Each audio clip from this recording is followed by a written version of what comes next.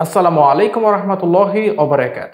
নাস্তিক নামক কিছু অসুস্থ মস্তিষ্কের মানুষের মনের মধ্যে কিছু উদ্ভট প্রশ্নের জাগরণ হয় এবং এই জাগরিত প্রশ্নগুলো যখন তারা তাদের ইউটিউব চ্যানেল এবং ফেসবুক পেজের মাধ্যমে মানুষের মাঝে প্রচার করে, তখন সাধারণ মানুষের মাঝে কিছু দ্বিধা আর দ্বন্দ্বের সৃষ্টি হয়ে যায়। এই যে তাদের মনের মধ্যে দ্বিধা আর দ্বন্দ্বের সৃষ্টি হলো, এর ফলে তাদের পথভ্রষ্ট হওয়ার সম্ভাবনাটা অনেক বেড়ে যায়। ফলে নাস্তিক নামক এই অসুস্থ মস্তিষ্কের প্রাণীগুলো অনেক খুশি হয়ে যায়, সাথে তাদের বস শয়তান বা ইবলিশ অনেক বেশি খুশি হয়ে যায়। তো এই সমস্ত প্রাণীদের একটা প্রশ্ন হচ্ছে, কেন কোরআনের দ্বিমুখী কথা?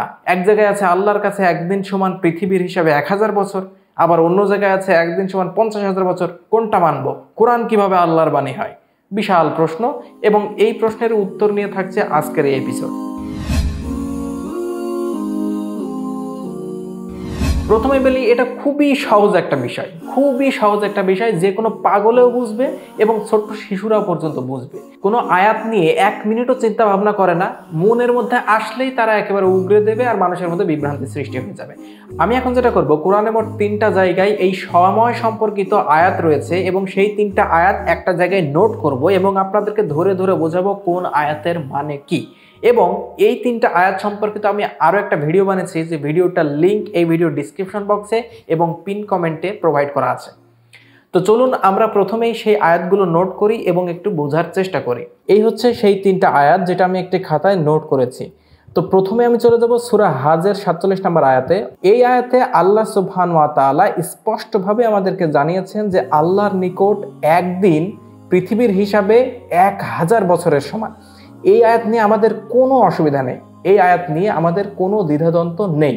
এই আয়াতটি আমি থিওরি অফ রিলেটিভিটি দিয়ে ব্যাখ্যা করেছি এবং সেই ভিডিওটি আপনারা যারা এখনো দেখেননি তারা ভিডিও ডিসক্রিপশন বক্সে এবং প্রথম কমেন্টে চেক করতে পারেন, লিংক দেওয়া আছে। তো এই আয়াত নিয়ে আমাদের কোনো অসুবিধা নেই, এটা স্পষ্টভাবে আমাদেরকে জানায় যে পৃথিবীর 1000 বছর সমান আল্লাহর একদিন। এই আয়াতটা আমরা দূরে সরাবো, এই আয়াত নিয়ে আমাদের কোনো অসুবিধা নেই, এটা সম্পূর্ণ ঠিক। সমস্যাটা হচ্ছে এই 2টা আয়াত নিয়ে। একটা হচ্ছে 32 নম্বর সূরার 5 নম্বর আয়াত এবং আরেকটা হচ্ছে সূরা মারিজ অর্থাৎ 70 নম্বর সূরার 4 নম্বর আয়াত। চলুন এই আয়াতটা একটু পড়ে দেখি। 32 নম্বর সূরার 5 নম্বর আয়াত বলছে, আসমান জমিন আল্লাহর কাছে পৌঁছে যাবে এমন একদিনে যার পরিমাণ পৃথিবীর গণনায় 1000 বছরের সমান।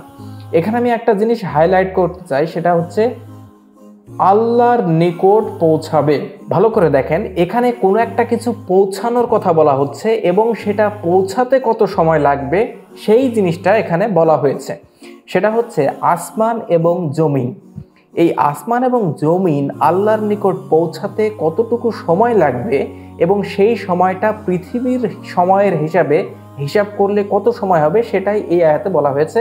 অর্থাৎ আমরা যে পৃথিবীতে 24 ঘন্টার একদিন হিসাব করি, সেরকম 24 ঘন্টার দিনে লেগে যাবে 1000 বছর। সেই জিনিসটা আল্লাহ সুবহানাহু ওয়া তাআলা এখানে বলেছেন। পরের আয়াতে যদি আমরা যাই, এখানে দেখতে পাবো যে ফেরেশতা এবং রূহ আল্লাহর কাছে পৌঁছাবে এমন একদিনে যার পরিমাণ পৃথিবীর হিসাবে 50,000 বছর। এখানেও আমি একটা জিনিস নোট করব, সেটা হচ্ছে আল্লাহর কাছে পৌঁছাবে।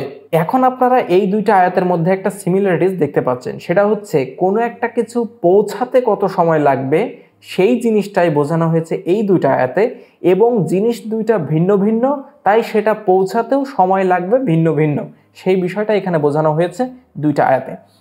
এখানে যে জিনিসটা পৌঁছানোর কথা বলা হয়েছে সেটা হচ্ছে ফেরেশতা এবং রূহ। ফেরেশতা এবং রূহ আল্লাহর নিকট পৌঁছাবে এমন একদিনে যেটা পৃথিবীর হিসাবে 50,000 বছর, অর্থাৎ 24 ঘন্টার দিনে যদি আমরা হিসাব করি তাহলে হিসাবটা দাঁড়াবে 50,000 বছর, এবং আসমান এবং জমিন পৌঁছাতে সময় লাগবে 1000 বছর। তার মানে এখানে স্পষ্টভাবে যে কোনো পাগলেও বুঝতে পারবে যে বিষয় দুটোর ভিন্নতা রয়েছে এর প্রসঙ্গে।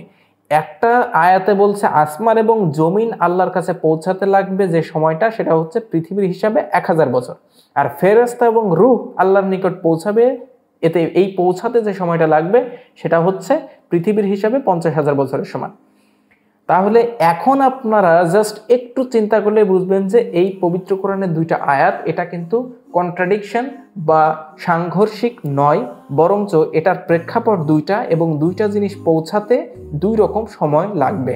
আর এই আয়াতটা থিওরি অফ রিলেটিভিটির ইঙ্গিত বহন করে, যেটা আমি এর আগের ভিডিওতে বলেছি। ডিসক্রিপশন বক্স এবং পিন কমেন্টে সেটা লিঙ্ক দেওয়া আছে, অবশ্যই সেটা দেখবেন। তার মানে এই তিনটা আয়াত এক জায়গায় করলে আমরা স্পষ্টভাবে ধারণা পাই যে দুইটা আলাদা আলাদা বিষয়কে বোঝানো হয়েছে, এটা একই জিনিস না। ধরেন আমি ঝিনাইদহ থেকে যশোরে যাব, এতে আমার সময় লাগবে 1.5 ঘন্টা।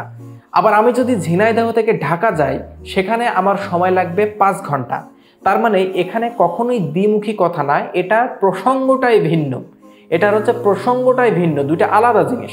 এত সহজ এবং সিম্পল একটা বিষয়কে তারা এত জটিলভাবে উপস্থাপন করে, এবং তাদের এই অসুস্থ মস্তিষ্কজাত প্রশ্নগুলো যখনই মানুষের সামনে করা হয়, তখন সাধারণ মানুষ বিভ্রান্ত হয়ে যায়। তাই আপনাদের কাছে বারবার অনুরোধ করছি, নাস্তিকদের কোনো কথাই বিভ্রান্ত হবেন না। নাস্তিকদের কোনো কথাই বিভ্রান্ত হবেন না। নাস্তিকরা কোনো প্রশ্ন করলে, মনের মধ্যে কোনো বিভ্রান্তি থেকে থাকলে আমার এখানে কমেন্ট করতে পারেন।